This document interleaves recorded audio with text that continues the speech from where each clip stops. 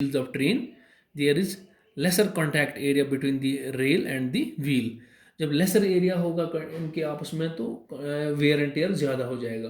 तो ये जो वेयर एंड टेयर इसकी वजह से हो जाता है, इसको दूर करने के लिए हम क्या करते हैं, ये जो स्लीपर हम उसको भी हम थोड़ा स्लोप देते थे। जो हमारे पास ये होता है स्लीपर, उसको भी हम स्लोप देते हैं। मान लीजिए हमारा स्लीपर ऐसे है, इसको हमने ये जो है ये दे दिया, स्लोप दे दिया, ये ऐसे हमारी रेल है मान लीजिए। तो हमारा जो व्हील जो ऐसे होना था, इसकी वजह से एरिया ऑफ कंटैक्ट जो है इनका बढ़ जाता है। जब दो चीज़ों का एरिया ऑफ कंटैक्ट बढ़ जाएगा तो कुदरती बात है वेयर एंड टियर भी कम हो जाएगा। तो आई होप आपको समझ आया होगा। आपने देखो हमारे स्लीपर्स जो होते हैं कैसे होते हैं, ऐसे होते हैं नॉर्मली, थोड़ा सा उनका ऐसे ये ऐसे होते हैं उनको, और अपने नोट्स किया होगा ऐसे होता है उनका, थोड़ा सा यहाँ पर स्लोप होता है वो इसीलिए कि ताकि एरिया ऑफ कांटेक्ट व्हील और रेल का बढ़े तो और वेयर एंड टेयर कम हो जाए। तो इसके बारे में मैं एक दो लाइन आपको लिखता हूँ। Due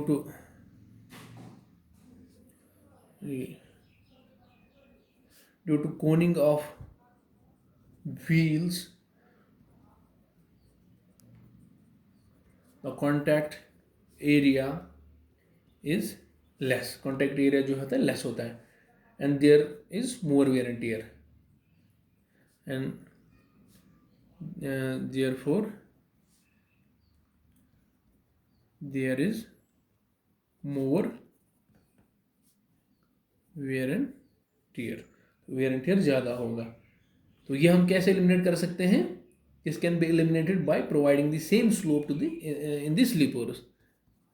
This can be eliminated by providing जो है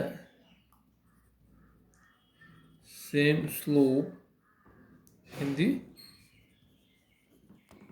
sleepers. स्लीपर्स में भी जो हम स्लोप देते हैं तो इससे क्या होगा, कॉन्टैक्ट एरिया बढ़ेगा। Providing the same slope in the sleepers, तो to increase the contact area between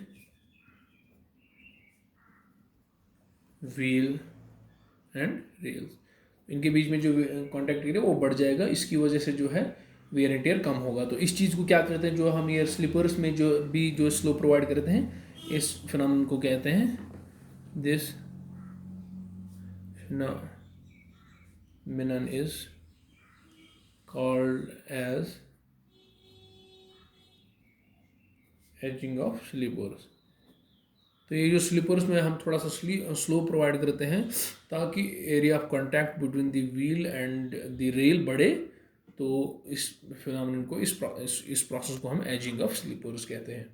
तो ये था वेयर एंड टियर के बारे में। उसके बाद बात करेंगे और एक डिफेक्ट जो है creep of rails.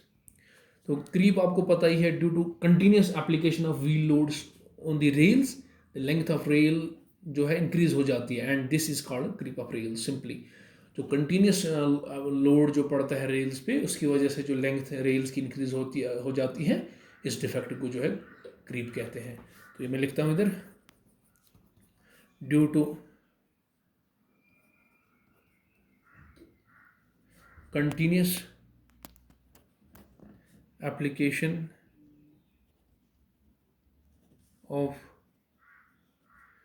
wheel loads on the rails, the length of rails increase, जो रेल्स की लेंथ है इंक्रीज हो जाती है, and this is called, this defect जो है क्रीप कहलाता है, and this is called creep of rails, and this is called creep of rails. तो इसको इसी डिफेक्ट को जो है हम क्रीप ऑफ रेल्स कहते हैं। तो ये थे डिफेक्ट्स। अब इसके जो क्रीप ऑफ रेल्स को, इसके लिए जो है डिफरेंट थ्योरीज जो है मतलब डिफाइन इस क्रीप को समझने के लिए डिफरेंट थ्योरीज है, परकशन थ्योरी है, वेव थ्योरी है, ड्रैग थ्योरी है। तो वो हम इंशाल्लाह नेक्स्ट लेक्चर में डिस्कस करेंगे, क्योंकि मेरे ख्याल में वीडियो ज़्यादा बड़ा हो जाएगा तो फिर बोर हो जाते हैं। इंशाल्लाह नेक्स्ट चैप्टर में सबसे पहले जो हम व्हील की जो डिफरेंट थ्योरीज है इसको एक्सप्लेन करने के लिए कि क्रीप किस तरीके से हो जाता है, वेव थ्योरी, परकशन थ्योरी और ड्रैग थ्योरी, वो हम इंशाल्लाह नेक्स्ट पार्ट 4 में डिस्कस करेंगे। तो थैंक यू।